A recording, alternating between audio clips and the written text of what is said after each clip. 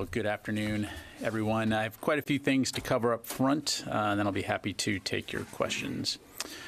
Today, Secretary Austin signed a memo directing the Undersecretary of Defense for Personnel and Readiness to oversee implementation of a number of initiatives designed to ensure reproductive health care access for our service members and their family members, and to bring clarity to DoD policies in the wake of the Supreme Court decision in Dobbs v. Jackson Women's Health Organization. The memo will be available on our defense.gov website and underscores the Secretary's top priority of taking care of our people and ensuring their health and well-being.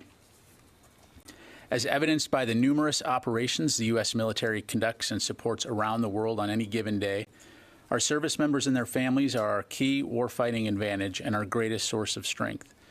It is well understood by those wearing the uniform of our nation's armed forces that frequent and sometimes unpredictable travel or moves are often required to meet operational training or staffing requirements. As Secretary Austin's memo highlights, such moves should not limit their access to reproductive health care. Following the Supreme Court's decision, Secretary Austin and other DoD and service leaders received significant feedback from many service members about the complexity and uncertainty they now face in accessing reproductive health care, to include abortion services. The decision also raised questions about potential legal and financial risks for DoD healthcare providers as they carry out their lawful federal duties. The practical effect of the recent changes is that service members may be forced to travel greater distances, take more time off work, and pay more out-of-pocket expenses to access reproductive health care, all of which have readiness, recruiting, and retention implications for America's armed forces.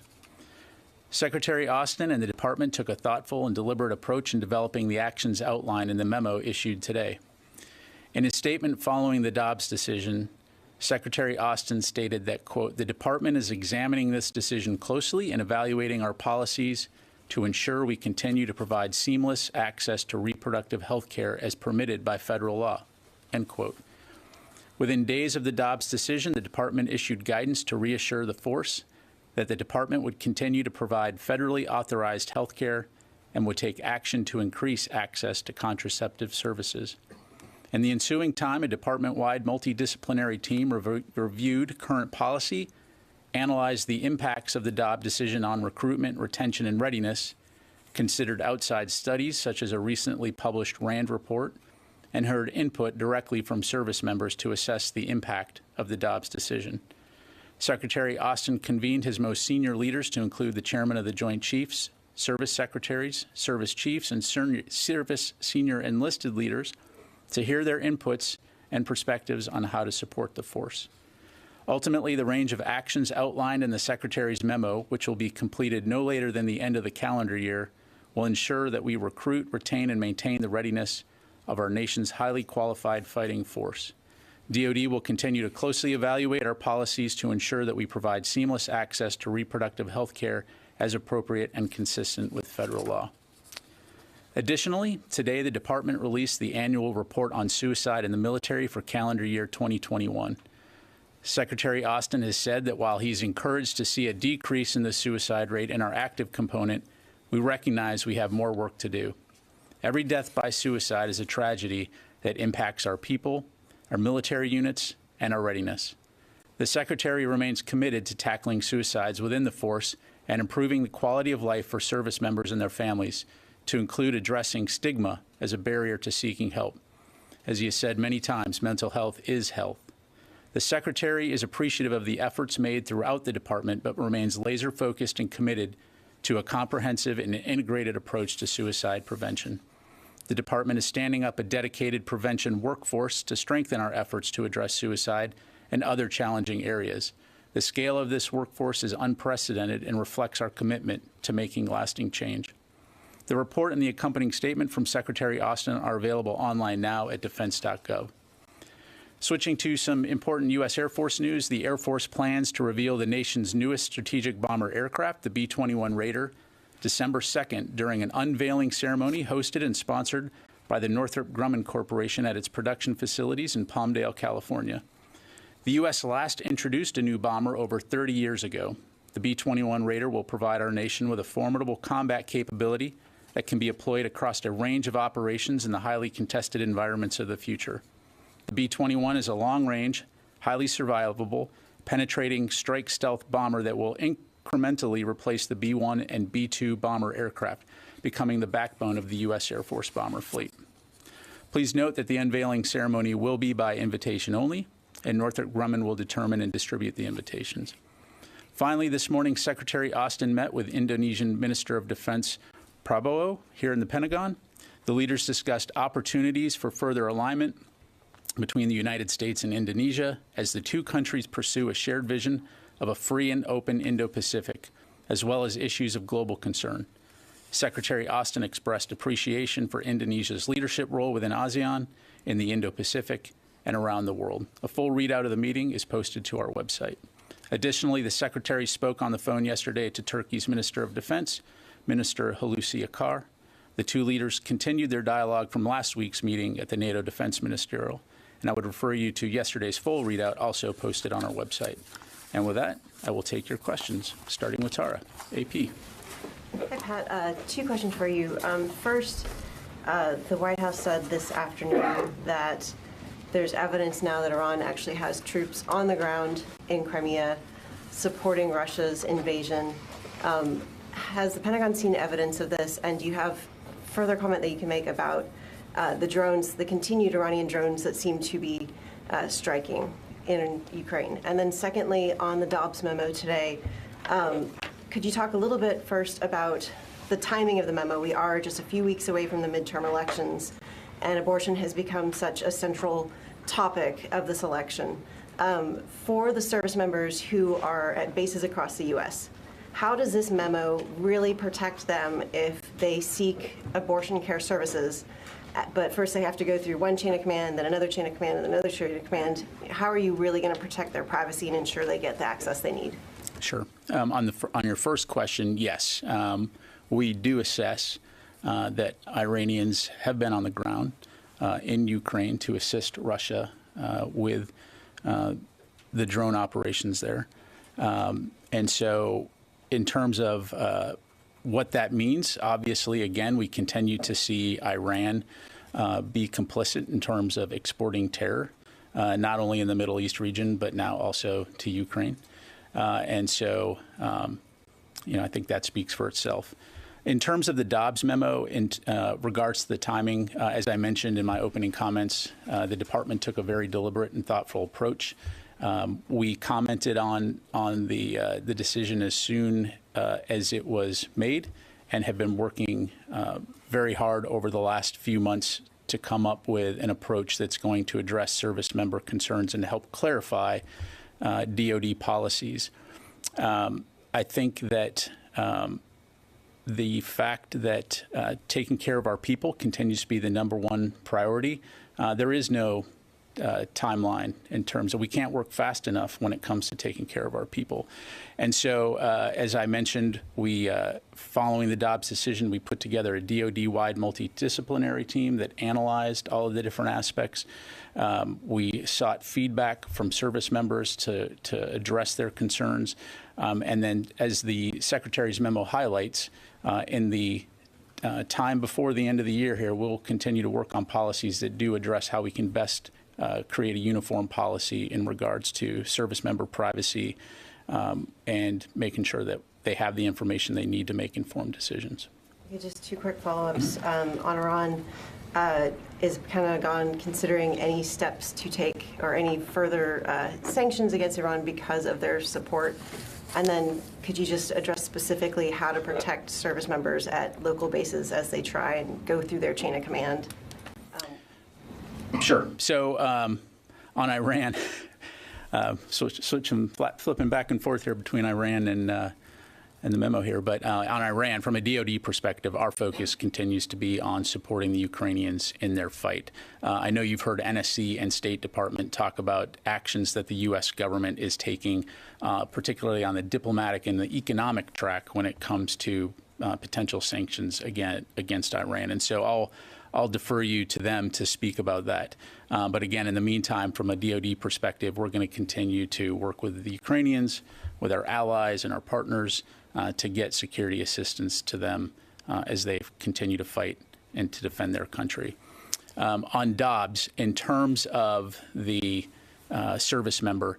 Again, I think the memo makes very clear that we want to establish policies and procedures so that there is uniformity, that there is clarity on what service members' rights are when it comes to privacy. It also makes very clear that it's incumbent upon commanders to be mindful not only of the readiness of their units, but also of the privacy and the well-being of the service members, to include their privacy. And so what you'll see with more to follow is how we will implement those decisions in a way that is applicable to all service members across the Department of Defense. Thank you. All right. Let's go back here. Yes, sir. Oh, thank you. I'd like to follow on drones. My audience is in Ukraine, and you know people are really terrified about this drone strikes on the civilian infrastructure. So I'd like to ask you two questions, please. Firstly, Russia is denying that the drones are Iranian. So basing on the information you got, can you confirm that the drones are Iranian? If not, is it generally any way to confirm that they were made in Iran and given to Russia? Was it any talks between Pentagon and the Ukrainian Ministry of Defense, maybe just for the cooperation to confirm that or to make an investigation? And secondly, speaking about minimizing the danger, are there any tools which are on the way or may be included in the next packages for Ukraine that may, decrease the risk of using the drones in Ukraine? Yeah, sure. So to answer your first question, I mean, we know that these drones are from Iran. And, as you look at some of the public comments that have come from Iran, I think as evidenced by the drones themselves, as evidenced by the fact that they continue to export terror, as I mentioned, not only in the Middle East region, but in Ukraine, it's obvious that they're lying. And so, again, the Secretary has spoken recently to the Ukrainian Minister of Defense. He's spoken to our partners and our allies about what it is that we can continue to do to support Ukraine in areas like air defense. We'll continue to have those conversations, not only on air defense, but what other capabilities the Ukrainian forces need in the days ahead. But again, it's just indicative of the kinds of rhetoric that you hear coming from Iran and from Russia, trying to say that these are not Iranian drones when they clearly are. Thank you. Janie. Thank you. I have two questions, Korea. Chairman of the Joint Chief of Staff, General Milley, reaffirmed extended deterrence at the MCM meeting yesterday at the Pentagon. And South Korean, usually South Korean and United States. What is the detail of that extended deterrence? Yeah, thanks very much, Janie. So I know that Joint Staff provided a readout of the meeting, and so I would refer you to them. They should be able to give you some details on that. Do you think extended deterrence is enough to defend against the North Korean nuclear attack, or do you need a tactical nuclear deployment in South Korea, which is not yet nuclear armed? Well, again, I don't want to get into hypotheticals. Clearly, we have a long-standing defense relationship with the Republic of Korea. We have a significant U.S. force presence on the peninsula. The United States, the Republic of Korea, and other allies and partners in the region, to include Japan, conduct regular exercises to ensure that our forces have interoperability, that we can work together with the idea to defend one another's interests and our territorial integrity, as well as deter a potential attack. So our focus will continue to be on working together with the Republic of Korea and with our allies and partners in the region to preserve not only a free and open Indo-Pacific, but also regional stability and security. Thank you. Yes, Nazir. Thank you, sir. 2 weeks ago, General Qamar Bajwa, Chief of Staff of Pakistan, was here. Any new discussion about Afghanistan, and also what role Pentagon playing now in Afghanistan, because Taliban kill people every day and hostage it and then kill them, especially in Panjshir. province. Yeah, thanks for the question. In terms of the recent visit by the Chief of the Army Staff, we did issue a readout on that, so I would refer you to that in terms of the nature of those discussions. I don't have anything new to provide in terms of the Department of Defense and Afghanistan. Obviously, we continue to keep an eye on that region of the world, but I don't have any new announcements to make in regards to that country. Thank you so much. Sir. Thanks, Pat. On the drones, is there any indication that Iranians in Crimea have taken a direct role in operating the drones that have struck Ukraine, or is it your understanding that they're more in an advisory or training capacity? And secondly, the Washington Post reported that the U.S. has actually looked at wreckage of some of these to confirm that they are indeed Iranian drones. Can you confirm the level of evidence that the U.S. has seen that leads you to conclude that? Yeah, thanks. On your last question, I've seen those press reports. I don't have any information to provide on that. In terms of the role of Iranian military personnel on the ground, again, our understanding is that they're on the ground in Crimea assisting Russian military personnel as they conduct these drone operations in Ukraine. Assisting them, but they're not directly operating the drones. My understanding is that it's the Russians who are flying the drones. So yes, they are assisting the Russians in those operations. Yes, sir. Sir. I have two on Ukraine for you. Zelensky said today that in an evening address that Russia had placed explosives on the Kharkova Dam and could be aiming to flood Kherson. Do you have any info on that? And then second, there's been some discussion of a threat of a new offensive from Belarus. Is that an actual threat in your view, or is that maybe more of a feint designed to pull forces from the east to another area? So on your first question, I don't have anything on that specifically. We have seen in the past where Russia has struck civilian infrastructure targets like dams in an attempt to flood various areas. But I don't have anything specific on what you've asked about. In terms of Belarus, it is an area that we continue to keep an eye on. We don't currently have any indications of a potential, imminent military action on that front, but we will keep a close eye on it and in the future. Yes, sir. Qasim. General, on Washington Post story about the U.S. Officers and generals being employed by Saudis and Emiratis. The Washington Post recent report says that the U.S. military veteran advisors helped and facilitated the UAE's involvement in intervention in Yemen and Libya.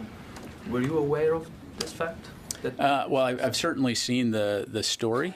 In terms of the activities or actions of retired individuals, they're private citizens, so I don't have any particular comment to provide. They are coming up with the experience they had from U.S. military, and then they go out and get involved in a conflict that is extremely controversial, like in Yemen and in Libya as well.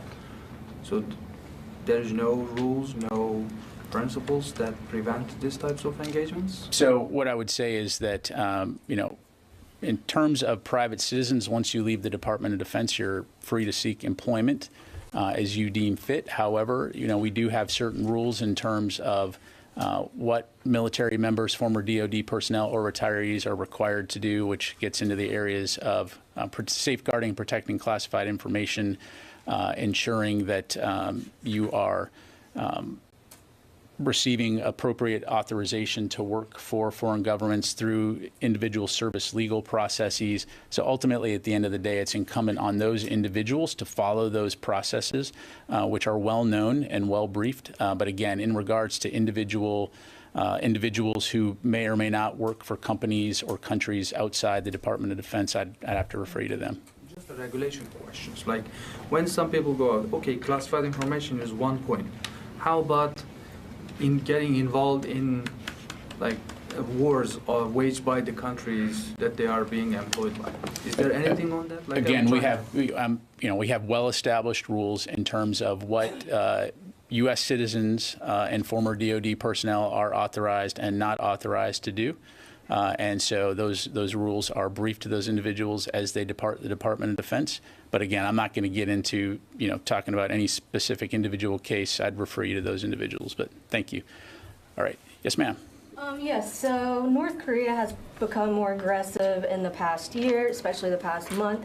Is there any plan on making North Korea or South Korea a nuclear country also? So from a policy standpoint, we're still committed to denuclearization of the entire peninsula. There's no discussion here in the Pentagon? Our focus is on providing a strategic deterrent capability to the Republic of Korea and to our allies and partners in the region. Thank you. Sir, and then I'm going to go to the phone here. Thank you, General.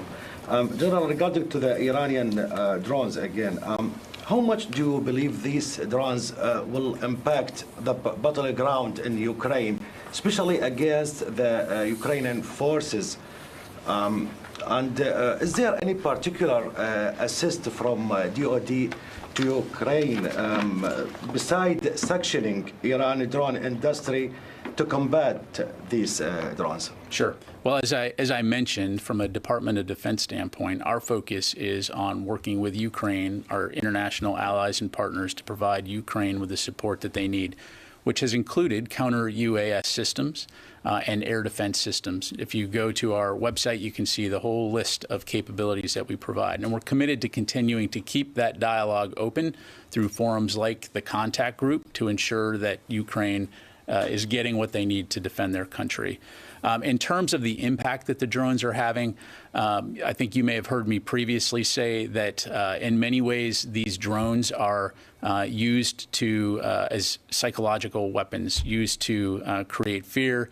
But from an operational, from a strategic standpoint, it still doesn't change the fact that Russian forces on the ground continue to lose territory or at best hold ground. Thank you. All right, let me go out to the phone here. I've been remiss. Rio from Asahi News. Hi, thank you for taking my question. Can you hear me? I can hear you. Oh, thank you. My question is about China and Taiwan.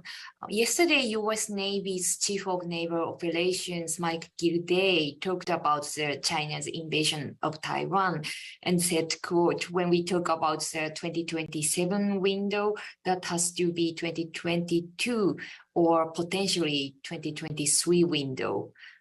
So my question is, how do you see his remark and how imminent does DOD think the possibility of China's invasion of Taiwan? Thank you. Thank you very much. Well, I'd allow Admiral Gilday to speak for himself. Obviously, from a U.S. Department of Defense standpoint, we've said many times that China continues to be the pacing challenge. We are concerned about their coercive and provocative behavior in the region. And our focus is on working with allies and partners in that region to ensure that the Indo-Pacific remains free and open and secure and stable. And so we'll continue to stay focused on that. Thank you. Let me go with Kasubu from South China News. Hi, so my question is, Nikkei Asia yesterday reported that the Biden administration is planning to co-produce weapons with Taiwan. Can you confirm this report, or do you have any comments on this? Yeah, thank you. I'd have to refer you to the White House for that one. I don't have any information on that. Thank you. Okay, back in the room. Yes, sir. Hi. So has there been any notification from Russia regarding its Guam nuclear exercise coming up? At this time, we've received no notifications. We do know that, based on past precedent, that the exercise likely will happen soon, but no notifications at this time. And you had a follow-up? Yeah. Does this fact kind of concern you because of the lack of does this signal a lack of communication between the U.S. and Russia on this matter? Or again, it's not unusual in the sense that we might not receive a notification depending on the types of exercising that they're doing. Certainly, it's something we'll continue to keep a close eye on. But yeah, that's where we're at right now. Liz. Thank you. I have a few follow-ups on the Iranian drones. How many Iranians are in Ukraine helping to operate these drones? Yeah, I don't have any numbers to provide. Okay. My second question is, are the Russians going to rely on this technology leading into the winter? Rely on Iranian technology? Iranian drones, yeah. Well, so I think what you're seeing here is the fact that when it comes to ammunition, when it comes to the types of capabilities that Russia has, to include precision-guided munitions, we have said that we assess that those stocks are depleting. And so they have been reaching out to countries like Iran, to North Korea, to seek additional ammunition, and in the case of Iran, clearly to seek drone capability.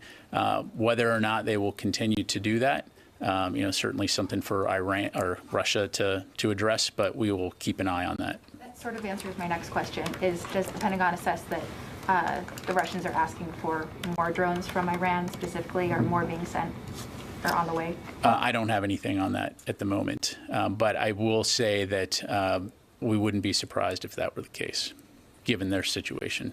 Janie. Yep. B-1B strategic bomber deployed in Guam right now. Is this warning to North Korea? So it's not uncommon for us to have bomber task forces which conduct operations around the world, again, for two reasons. One, to send a very clear message that we will support our partners and allies around the world. And two, that we do have the capability to conduct global operations on any given day. So to answer your question, it is meant to send a message that the United States stands closely with its allies and partners to deter potential provocation. Thank you. All right, I'm going to go back to the phone, guys. Heather Mongolio from USI News. Hi, thank you so much. Given the issues that are happening right now at Red Hill with the water main break, at Joint Base Pearl Harbor Hickam with the water main break, the issues on the Nimitz and Abe with water issues there, and just overall in general issues with water on military bases. What is the Pentagon doing to ensure that military properties have usable and safe drinking water? Yeah, thanks, Heather. So it's kind of a broad question there. I mean, as it pertains to Hawaii, obviously, as we've talked about before, this is something that we take extremely seriously. It's a top priority for the Secretary. We've established a joint task force, as you know, led by Rear Admiral Wade, and so they will continue to work very, very hard to address the Red Hill bulk storage fuel facility issue there. As it relates to water around the world at every base, obviously, what I can tell you in general terms is that the health and safety and well-being of our service members will always be a top priority, and we're going to continue to work very, very hard to ensure that they have clean drinking water and safe accommodations. But I don't have any specific, policies or anything to announce today in that regard, other than this is something that we will always take very seriously. Thank you. Let me go to Idris from Reuters. Hey, Pat. Just to follow up on Admiral Gilday's comments. So does the Pentagon believe that China will try to retake Taiwan or take Taiwan next year or even this year? And has there been any shift in or new assessments on China potentially trying to take Taiwan in terms of timelines? Thanks, Idris. So I'm not gonna speculate. I think President Xi's words speak for themselves in terms of what China's aims are when it comes to Taiwan. From a United States standpoint, from a DoD standpoint, we still abide by a one China policy, and our focus is going to continue to be on working with our allies and partners in the region to preserve peace and stability, and we would call on all parties to do the same. Thank you.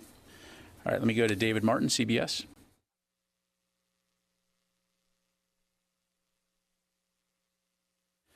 All right, Laura Seligman.